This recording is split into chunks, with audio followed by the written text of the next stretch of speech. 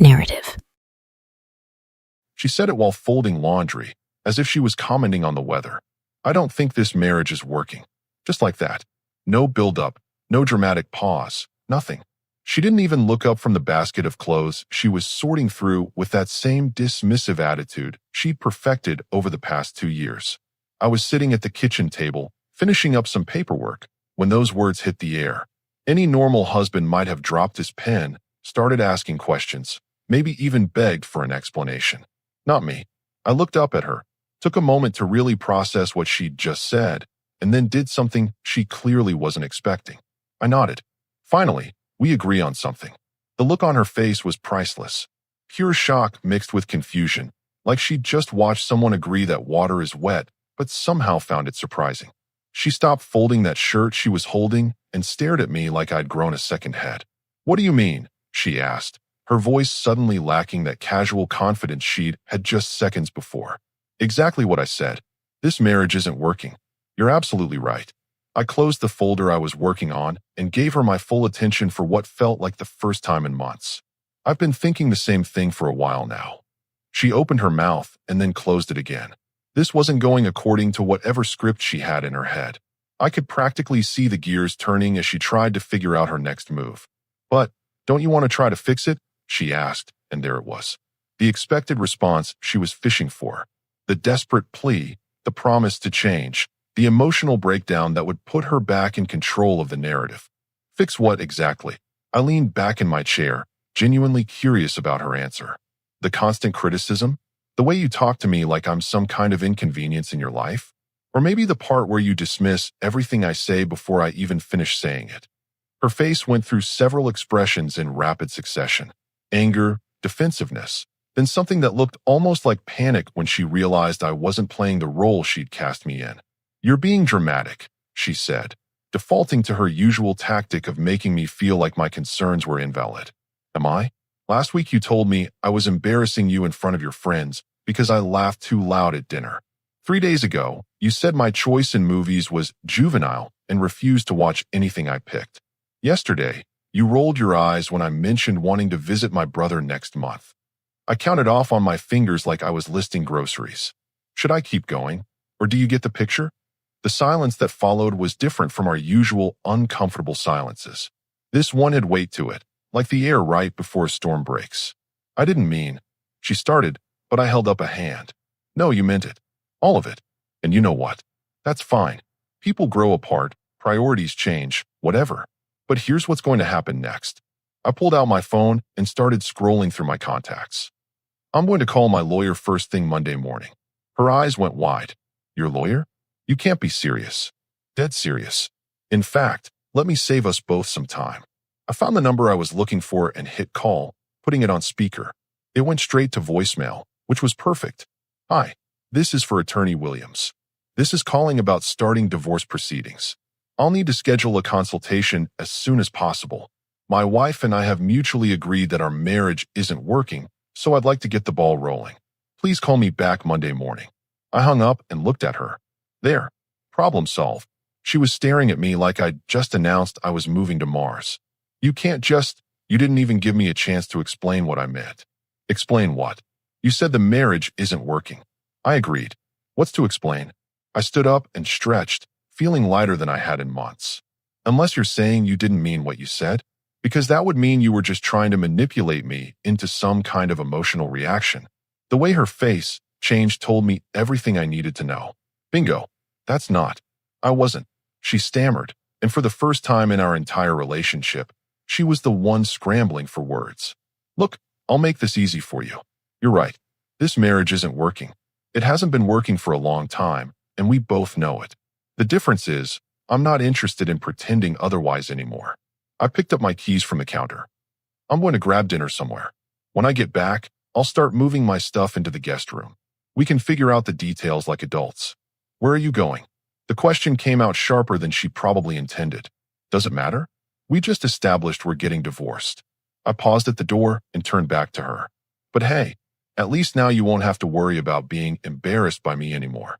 The drive to the restaurant gave me time to think, and honestly, I felt better than I had in years. No more walking on eggshells, No more second-guessing every word that came out of my mouth. No more pretending that constant criticism was normal in a marriage. My phone buzzed with 3 texts from her while I was ordering. I didn't even bother reading them. Whatever she had to say now, she'd had 2 years to say it when it might have mattered. The irony was that she'd probably expected tears, pleading, maybe even anger. What she got was agreement and action. Quick, decisive action that left her scrambling to figure out how to regain control of a situation she'd just lost completely. By the time I got home with my takeout, she was pacing in the living room like a caged animal. The laundry basket was exactly where she'd left it, clothes still half folded, which told me she'd spent the entire time I was gone trying to process what had just happened. "We need to talk," she said as soon as I walked through the door. "No, we don't." I headed straight for the kitchen. "We talked. You said the marriage isn't working." I agreed. End of conversation. But I didn't mean we should get divorced. I stopped and looked at her. Really looked at her. "Then what exactly did you mean?" And there it was again. That moment where she realized she didn't have a good answer because the truth was, she'd been trying to manipulate me, and it had backfired spectacularly. "I meant, maybe we could work on things," she said weakly. "Work on what? You've spent 2 years telling me everything I do wrong. You've made it clear that I'm not the husband you want. So why would you want to work on keeping something that doesn't work?" I opened my food container and grabbed a fork. "Face it, you got exactly what you asked for." Monday morning came faster than she expected, but not faster than I was ready for. While she was still in bed, probably hoping this was all some kind of bad dream, I was already on my 2nd cup of coffee and my 3rd phone call. Attorney Williams had called back at 8 sharp, and by 8:30, I had an appointment scheduled for that afternoon. The house hunting had started even earlier.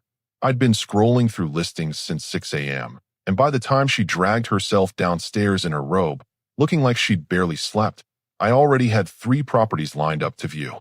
"You're up early," she said, trying to sound casual, but failing miserably. "Productive morning," I replied without looking up from my laptop. "Found a few places that look promising. Should have something locked down by the end of the week."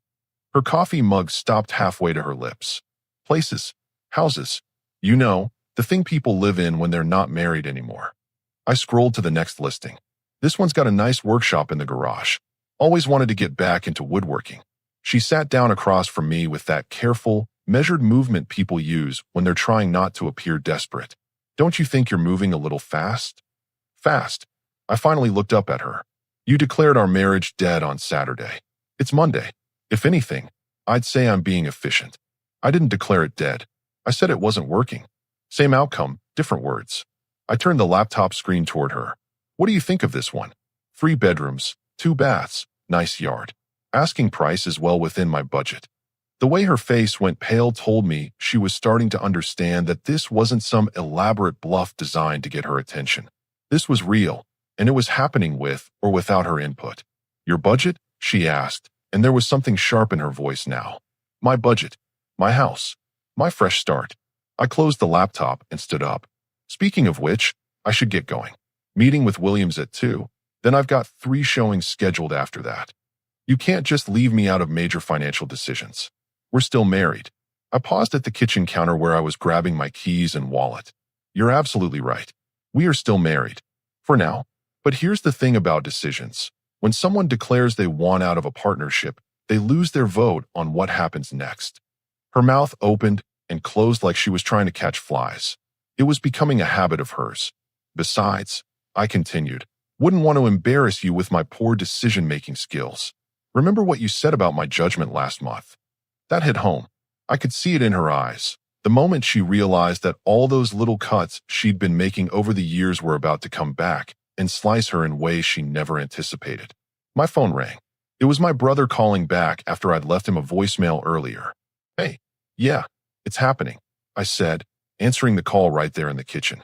"Should be official within a few weeks if everything goes smoothly." I glanced at her. No, she's handling it about as well as you'd expect. Lots of shock and disbelief that actions have consequences. Her face went red. "Are you seriously discussing our personal business with your family?" I covered the phone. "Our personal business? I thought you said this marriage wasn't working." "That makes it former personal business." I went back to the call. "Yeah, I'll keep you posted. Thanks for the support." After I hung up, she just sat there staring at me like I'd transformed into someone she didn't recognize. which, in a way, I had. 2 years of being told I was inadequate had finally ended, and apparently, she was meeting the real me for the first time. "Who are you right now?" she asked, and the question sounded genuinely bewildered. "I'm the guy you married before you decided he wasn't good enough.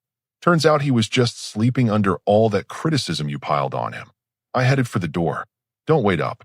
I'll probably grab dinner out after the house showings." The first showing was perfect. A craftsman-style house with character, good bones, and enough space for me to actually breathe. The real estate agent was a sharp woman in her 50s who clearly knew her business. "Divorce?" she asked matter-of-factly as we walked through the master bedroom. "That obvious? You've got that freedom tastes better than I remembered look. See it all the time." She opened the walk-in closet. "This one's got good energy for fresh starts."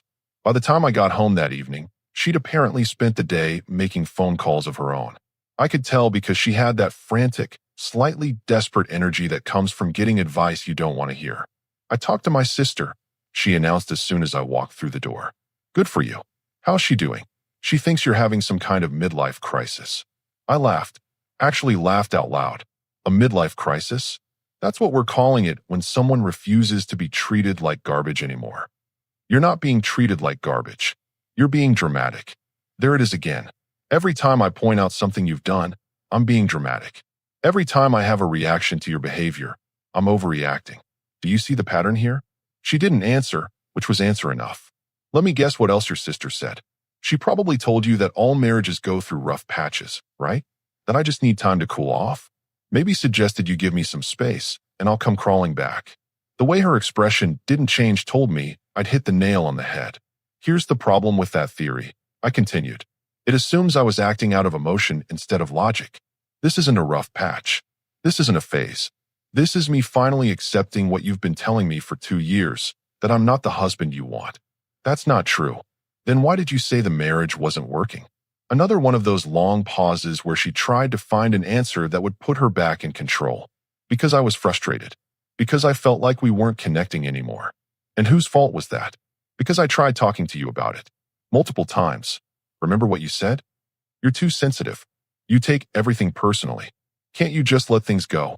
I shook my head. "Well, congratulations. I'm finally letting it go. All of it." My phone buzzed with a text from the real estate agent. The sellers had accepted my offer on the Craftsman house. I smiled and typed back a quick acceptance. "What's that about?" she asked, trying to read over my shoulder. "Just bought a house. Close in 3 weeks." I pocketed the phone. "Guess I'll be out of your hair sooner than expected." The color drained from her face completely. "You bought a house? Without even discussing it with me? Why would I discuss it with you? You said the marriage isn't working. That means we're not a team anymore. Teams discuss major decisions. Divorced people make their own choices. We're not divorced yet." Details. I headed upstairs to start packing more of my things. The paperwork is just catching up to the reality. I could hear her on the phone again before I even reached the top of the stairs. Probably calling her sister back, or maybe her mother this time. Looking for someone to tell her that this was all just a big misunderstanding that could be fixed with the right approach. But here's what none of them understood. This wasn't about anger or hurt feelings or wounded pride. This was about finally accepting the truth she'd been showing me all along. She didn't respect me, didn't appreciate me, and honestly didn't seem to like me very much. The only difference was that now, instead of trying to change her mind, I was changing my address. 3 weeks later, I was standing in my new kitchen, unpacking the last box of dishes, when it hit me. I couldn't remember the last time I'd felt this relaxed in my own space. No walking on eggshells, no bracing myself for the next criticism, no analyzing every word before I spoke. Just peace. The house had turned out even better than I'd hoped. The workshop in the garage was already set up with my old tools that had been gathering dust in storage, and I'd started a project building custom shelves for the living room. Turns out, when you're not constantly being told your hobbies are a waste of time, you actually enjoy doing them again. My routine had settled into something I actually looked forward to. Morning coffee on the back porch, reading the news without someone commenting on my choice of articles. Evenings in the workshop, classic rock playing as loud as I wanted. Weekends doing whatever struck my fancy without having to justify it to anyone. It was during one of those Saturday morning coffee sessions that my neighbor introduced herself. She was trimming roses in the yard next door when she looked over and waved. You must be the new guy? I'm Helen, she called over the fence. That's me. How'd you guess? She laughed. The previous owner was 83 and hadn't used that workshop in about 15 years. I can hear the saw running again. It's nice. Sounds like the house is alive. We chatted for a few minutes about the neighborhood, local restaurants, that sort of thing. Normal, pleasant conversation without any underlying tension or hidden agendas. Revolutionary concept. My daughter's visiting next weekend, Helen mentioned as she gathered up her gardening tools. She's about your age, just moved back to town after finishing her residency. Maybe you'd like to join us for a barbecue? Always nice to meet the neighbors. I almost said no out of habit, then realized there was absolutely no reason to turn down a friendly invitation. That sounds great. Can I bring anything? Just yourself. Saturday around 6. That's how I met Sarah. No. Wait, I'm not using that name. Let me call her Dr. Morgan. Helen's daughter turned out to be a pediatrician with an easy laugh and the kind of confidence that comes from knowing exactly who you are and what you want from life. What struck me most was how natural the conversation felt. As she asked about my woodworking, seemed genuinely interested when I described the shelving project, even offered some suggestions about organizing tools that actually made sense. When I mentioned I was recently divorced, she didn't get that awkward look people sometimes get, didn't start fishing for details or drama. Fresh starts can be liberating, she said simply, raising her beer bottle in a mock toast. Here's to figuring out what makes you happy. We talked for hours that night. About books, about travel, about her work with kids, and my work in project management. Real conversation where both people were actually listening instead of just waiting for their turn to talk. By the time I walked back to my house, I realized I'd laughed more in one evening than I had in the previous 6 months. She texted me the next day. Nothing dramatic or loaded with meaning. Just as simple. Thanks for the good conversation. Hope you get those shelves finished. I found myself looking forward to her messages. They were sporadic, never needy or demanding. Just the kind of casual communication between two adults who enjoyed each other's company. Sometimes she'd send a picture of something funny she'd seen at the hospital, or I'd share a photo of my latest project.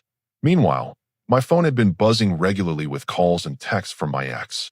I'd stopped answering most of them after the first week of the same circular conversations. She wanted to talk things through, wanted to try counseling, wanted me to give us another chance. The thing was, I didn't want another chance with her. I wanted the chance I was already taking, the one where I got to be myself without constant judgment. One evening, about a month after I'd moved out, she showed up at my new house unannounced. I was in the garage working on a coffee table when I heard the doorbell. Through the workshop window, I could see her standing on my front porch, looking nervous. I took my time walking to the door, partly because my hands were covered in wood stain and partly because I wasn't particularly eager for whatever conversation was about to happen. Nice place, she said when I opened the door, trying to peer past me into the house. Thanks. What do you need? Straight to the point. No small talk, no pretending this was a social visit. I wanted to see where you're living now. Wanted to talk. We've talked plenty. You said the marriage wasn't working. I agreed. End of story. But I've been thinking. That's a dangerous habit. I leaned against the doorframe, making it clear she wasn't being invited in. What conclusion did all this thinking lead you to? Maybe I was too hasty. Maybe we gave up too easily. I don't remember giving up on anything. I remember agreeing with your assessment and taking action accordingly. She shifted from foot to foot, clearly uncomfortable with my matter-of-fact tone. Don't you miss what we had? What we had? You mean the constant criticism? The eye-rolling? The way you made me feel like everything I did was wrong. I shook my head. No, I don't miss that at all. We had good times too. Did we? Because honestly, I'm having trouble remembering them. Maybe that should tell you something about the quality of those good times. Her face went through that familiar cycle of emotions, surprise, hurt, anger, then back to manipulation mode. You're different, she said, like it was an accusation. You're right. I'm happier. I'm more relaxed. I actually enjoy my own company again. Funny how that works when you're not constantly being told you're inadequate. Just then, my phone buzzed with a text. I glanced at it automatically, a message from Dr. Morgan about a new restaurant she'd tried, wondering if I'd like to check it out sometime. Who's that? My ex asked, and there was something sharp in her voice. A friend. What kind of friend? The kind that treats me like an adult instead of a disappointment. I put my phone back in my pocket. Look, I appreciate you stopping by, But I've got plans tonight. Plans with this friend. Plans that don't involve rehashing a relationship that you already declared wasn't working. I stepped back and started closing the door. Drive safe. I didn't wait to see her reaction. I had a coffee table to finish and a text message to respond to. The coffee table would be beautiful when it was done, and the text message was from someone who actually enjoyed talking to me. For the first time in years, I had better things to do than analyze what I'd done wrong in a conversation with someone who'd already decided I wasn't worth the effort. 2 weeks after her unannounced visit, the phone calls started coming from mutual friends. First, it was Tom from our old neighborhood, calling with what he probably thought was subtle curiosity. "Hey man, just checking in. Heard you and the wife are having some issues." "No issues," I replied while sanding down the dining table I was refinishing. We had different ideas about whether our marriage was working. Turns out we were both right. "But she's telling everyone you just up and left without warning. Said you're going through some kind of breakdown." I stopped sanding. "A breakdown? That's interesting. What else is she saying?" "Well," Tom sounded uncomfortable now. "She mentioned you're not thinking clearly, maybe drinking too much, making impulsive decisions. She's worried about you." The picture became clearer with each call. My ex had apparently launched a full campaign to rewrite the narrative. According to her version of events, I was the unstable one having a crisis, while she was the concerned wife trying to save our marriage from my self-destructive behavior. When my college buddy Jake called with a similar story, I decided to set the record straight. "Jake, let me ask you something. In all the times we've hung out over the past couple years, how many times did she criticize something I said or did in front of you?" There was a long pause. I mean, she had opinions about things. How many times did she roll her eyes when I was talking? How many times did she correct me or make little comments about my choices? Another pause, longer this time. "Okay, yeah, she could be pretty harsh sometimes. So when she tells you I'm having a breakdown because I finally stopped accepting that treatment, does that sound like someone who's lost his mind or someone who's found his backbone?" The call stopped coming after that. Word travels fast in small social circles, and apparently my side of the story made more sense to people who'd actually witnessed our interactions over the years. But she wasn't done. The next phase of her campaign was more direct. I was having lunch with Dr. Morgan at a local cafe when my phone started buzzing with texts, then buzzing some more. By the time I checked it, there were 17 messages waiting, all from my ex. "Everything okay?" Dr. Morgan asked, noticing my expression as I scrolled through them. The messages started reasonable enough. "We need to talk about dividing up the wedding gifts." But they quickly devolved into emotional manipulation. "I can't believe you're throwing away 8 years like they meant nothing." And eventually landed in full desperation territory. "I know you're seeing someone. How could you move on so fast?" "My ex-wife is having what you might call a moment of clarity," I said, showing Dr. Morgan the screen. She glanced at the messages and winced. "Yikes, that's a lot of emotional dumping for a Tuesday afternoon. Want to know the funny part? She's the one who said the marriage wasn't working. But apparently when I agreed with her, that wasn't part of her plan." Dr. Morgan took a sip of her coffee and gave me a thoughtful look. "Some people like to create problems they can then solve dramatically. Makes them feel important. When you solve the problem quietly and efficiently, you took away her starring role in the drama." That night, the texts escalated. She'd apparently driven by my house and seen Dr. Morgan's car in the driveway when we were having dinner and working on a puzzle together. The messages went from accusatory to outright hostile. "I can't believe you're already sleeping with someone else. 8 years of marriage and you replace me in a month. What's her name? Do I know her? This explains everything. You probably planned this whole thing." I turned my phone off and focused on the puzzle. Dr. Morgan had brought over a 1,000-piece landscape that was proving to be the perfect kind of challenging. We worked on it in comfortable silence, occasionally commenting on a particularly tricky section or celebrating when we found a piece that had been eluding us. "This is nice," she said as we sorted edge pieces. "Peaceful. Yeah, it is." I found a corner piece and clicked it into place. I'd forgotten what it felt like to spend time with someone who actually enjoys my company. "Her loss," Dr. Morgan said simply, and went back to sorting colors. The next morning brought a new development. My ex had apparently scheduled an appointment with a therapist and wanted me to know about it. "I'm getting help," she texted. "Dr. Peterson says couples therapy could save our marriage if we're both willing to put in the work." I texted back, "Good for you. Personal growth is always positive. Will you come with me? No. Why not? Because we're getting divorced. Divorced people don't need couples therapy. But if we could work things out. We did work things out. You said the marriage wasn't working. I agreed and took action to solve the problem. Problem solved. That's not what I meant, and you know it. Then you should have been more careful with your words. Words have consequences. What she didn't know was that I'd already heard about Dr. Peterson from a different source. My lawyer had mentioned that several of his clients' exes had tried the "I'm in therapy now" approach as a last-ditch effort to delay divorce proceedings or gain sympathy in court. It's actually pretty common, Williams had told me. They think a few therapy sessions will prove they're committed to change. Usually lasts about as long as it takes to realize the therapist isn't just going to validate their victim narrative. Sure enough, 3 weeks later, the therapy references stopped appearing in her messages. Instead, she moved on to phase 3 of her campaign, showing up places she knew I'd be. The first time was at the hardware store on a Saturday morning. I was picking up some supplies for a new project when I spotted her in the garden center, clearly not shopping for anything, just positioned where she could accidentally run into me. I grabbed what I needed and headed for the checkout, but she intercepted me near the paint display. "Fancy meeting you here," she said with forced casualness. "Not really. I shop here every Saturday. You know that. I was just picking up some things for the yard." She gestured vaguely toward the garden center, where I could see she didn't have a cart or basket. "Good luck with that," I said and continued toward the register. "Wait." She followed me. "Can we just talk for a minute? Like adults." I stopped and turned to face her. "We are talking. Like adults. Adults who are getting divorced because one of them declared the marriage wasn't working." I was having a bad day when I said that. I didn't mean it. "Which part didn't you mean?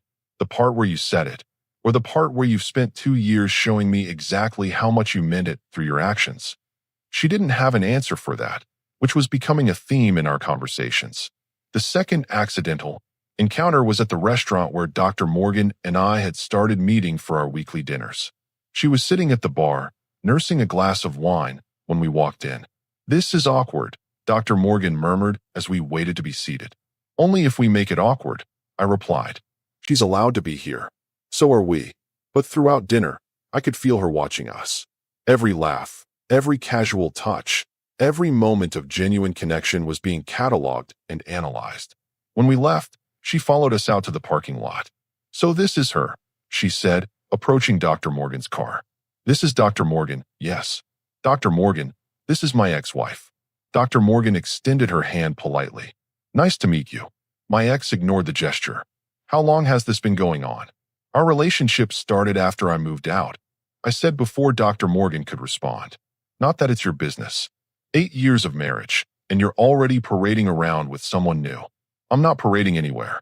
I'm having dinner with someone who treats me with respect. You should try it sometime." The look on her face told me that hit harder than I'd intended, but I wasn't feeling particularly apologetic about it. Later that night, Dr. Morgan and I were sitting on my back porch, sharing a bottle of wine and talking about everything and nothing, when she brought up the encounter. "She's not going to make this easy, is she?" "Probably not. But here's the thing, it doesn't matter what she does. The decision is already made. The papers are already filed. She can make it dramatic or she can make it simple, but she can't make it not happen. And you're okay with that?" No second thoughts. I looked at this amazing woman sitting next to me, someone who'd brought laughter and peace back into my life, someone who made me feel like the best version of myself, and shook my head. No second thoughts. Only gratitude that I finally stopped settling for less than I deserved. The divorce mediation session was scheduled for a Thursday morning. Williams had prepared me for what to expect, but nothing could have prepared me for the show my ex decided to put on. She arrived 15 minutes late, eyes red-rimmed like she'd been crying, clutching a tissue box like a prop. Her attorney, a sharp-dressed woman who looked like she'd handled plenty of dramatic clients, seemed less impressed with the performance than my ex had hoped. "Sorry I'm late," she sniffled. "This is just so hard for me." I sat quietly while she launched into what sounded like a rehearsed speech about how I'd abandoned our marriage without warning, how she was devastated by my sudden change in personality, and how she just wanted her husband back. When she finished, the mediator looked at me expectantly. "Do you have a response to any of that?" I pulled out my phone and opened the voice memo app. "Actually, I do. I've been recording our conversations since she started showing up places uninvited. Figured it might be relevant." The color drained from her face. I played a 30-second clip from our hardware store encounter where she clearly admitted she didn't mean what she'd said about the marriage not working, that it was just manipulation tactics. Then I played another clip from the restaurant parking lot where she'd made several accusations about my character that contradicted everything she'd just told the mediator. These recordings span the last month, I said calmly. They show a pattern of attempting to control the narrative through emotional manipulation rather than genuine concern for our relationship. Her attorney leaned over and whispered something to her. My ex's face went from pale to bright red. He's recording me without permission, she protested. Williams cleared his throat. Actually, this state has one-party consent laws. The recordings are perfectly legal. The mediator made notes while listening to 2 more clips where my ex contradicted her own story about why our marriage had problems. Is there anything else you'd like to add? The mediator asked me. Just this. She said our marriage wasn't working. I agreed. Everything that's happened since then has been my response to her accurate assessment of our relationship. The fact that she's surprised by the consequences doesn't change the validity of her original statement. The property division went smoothly after that. No dramatic objections, no attempts to claim emotional distress. Just a quiet, businesslike division of assets between 2 adults who were clearly better apart than together. As we left the building, she cornered me in the parking lot one last time. Those recordings were a low blow, she said. Those recordings were evidence. There's a difference. I unlocked my car door. You wanted to paint me as unstable and manipulative. I just let people hear what our actual conversations sounded like. I never called you unstable. You told Tom I was having a breakdown. You told Jake I was drinking too much and making impulsive decisions. Should I play those recordings too? She opened her mouth, then closed it again. Even she couldn't argue with her own words. This isn't how I wanted things to end, she said quietly. No, you wanted them to end with me begging you to reconsider while you held all the power. But here's what you never understood. I wasn't the desperate one in this relationship. I was just the accommodating one. When I stopped accommodating, you lost your audience. That evening, Dr. Morgan came over to help me celebrate the successful mediation with takeout from our favorite Thai place. How do you feel? She asked as we sorted through containers of pad Thai and green curry. Relieved. Free. Like I can finally stop looking over my shoulder waiting for the next dramatic confrontation. I opened a beer and took a long sip. She spent so much energy trying to prove I was making a mistake that she never stopped to consider whether she actually wanted me back or just wanted to win. And now she gets to figure out what she actually wants instead of just reacting to what I'm doing. I raised my beer bottle, and I get to keep building something real with someone who actually enjoys my company. Dr. Morgan clinked her bottle against mine. To people who say what they mean and mean what they say, and to people who listen when they hear it. The final divorce papers were signed 2 weeks later. No drama, no last-minute pleas, no surprise appearances. Just signatures on legal documents that made official what had been emotionally true for months. My ex had apparently moved on to other pursuits. Helen mentioned seeing her at a local singles meetup, looking determined to find someone new to fix. Some people never learn, Helen had said while watering her roses. Not my problem anymore, I'd replied, and meant it completely. The best part was how normal my life had become. Normal in the best possible way. Predictable, peaceful, and filled with people who added value instead of drama. Dr. Morgan had started leaving a few things at my house. A coffee mug, a favorite sweater, some books on the nightstand. Small signs of a life being built together instead of torn apart. Is this okay? She'd asked when she noticed her things mixing in with mine. More than okay. It feels right. And it did. Everything about this new life felt right in a way that my old life never had, even in its best moments. Turns out, when someone tells you they don't think your relationship is working, the smartest thing you can do is listen. 6 months after the divorce was finalized, I was installing crown molding in my dining room when the doorbell rang. Through the peephole, I could see my ex-wife standing on the porch, but this time she looked different. Less desperate, more composed. Almost like the person I'd married years ago. I opened the door, but didn't invite her in. You look good, she said, and for once it didn't sound like manipulation. Thanks. How are you doing? Better, actually. I've been seeing Dr. Peterson regularly. Real therapy this time. Not just ammunition for getting you back.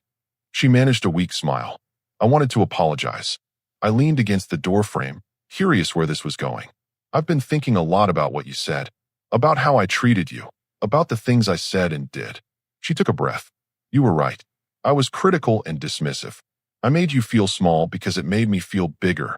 Okay, I appreciate you saying that. The thing is, I didn't realize how good I had it. How good you were to me, even when I wasn't good to you. Her voice cracked slightly. Dr. Peterson helped me understand that when I said the marriage wasn't working, what I really meant was that I wasn't happy with myself, and I was taking it out on you. I stayed quiet, letting her finish. I know it's too late now. I know you've moved on, and honestly, I can see why. But I wanted you to know that I understand what I lost. She wiped her eyes. I lost someone who loved me even when I didn't deserve it. You're right, I said simply. It is too late. She nodded, tears flowing freely now. I know. Is there any chance we could try again? I'm different now. I'm working on myself. I understand what I did wrong. I looked at this woman who had once been the center of my world, who had slowly chipped away at my self-worth until I'd forgotten who I was without her criticism.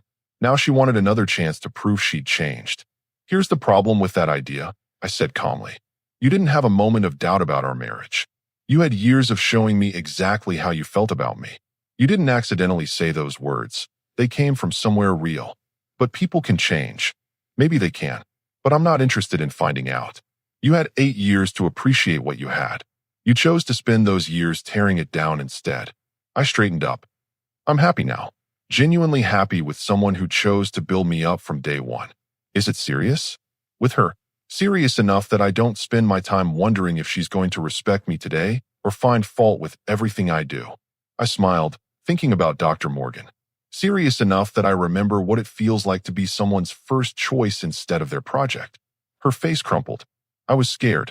I was scared of being happy because I thought if I found fault with everything, I couldn't be disappointed when it ended. So you ended it yourself? Self-fulfilling prophecy. I realize that now. Good. That's growth. Take it into your next relationship and don't make the same mistakes. I started to close the door, then paused. And stop telling people you had a moment of doubt on what actually happened. You spent years deciding our marriage wasn't working, then you finally said it out loud. The only moment involved was when you realized I was listening. I closed the door and went back to my crown molding. Through the window, I could see her sitting in her car for a long time before finally driving away.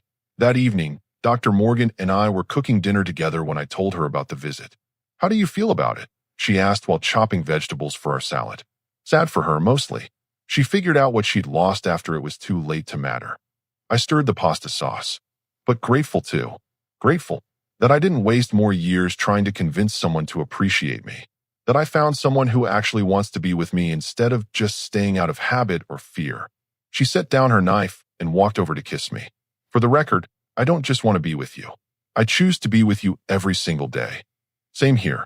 Later that night, as we sat on the back porch sharing a bottle of wine and watching the sunset, my phone buzzed with one final text from my ex. Thank you for listening to me today. I hope you're happy. You deserve to be. I showed the message to Dr. Morgan. That's actually really mature of her, she said. Yeah, it is. About 6 months too late, but still. I deleted the message and put my phone away. You know what the funny part is? If she'd figured this stuff out while we were married, we might have actually worked. Do you regret that it didn't happen that way? I looked at this incredible woman beside me, thought about the life we were building together, the respect and joy that filled our days, and shook my head. Not for a second. Sometimes the best thing that can happen to you is someone telling you exactly how they feel about your relationship. Saves everyone a lot of time. Dr. Morgan raised her wine glass. To moments of clarity. And to people who listen when they hear them. 6 months later, Dr. Morgan and I got engaged.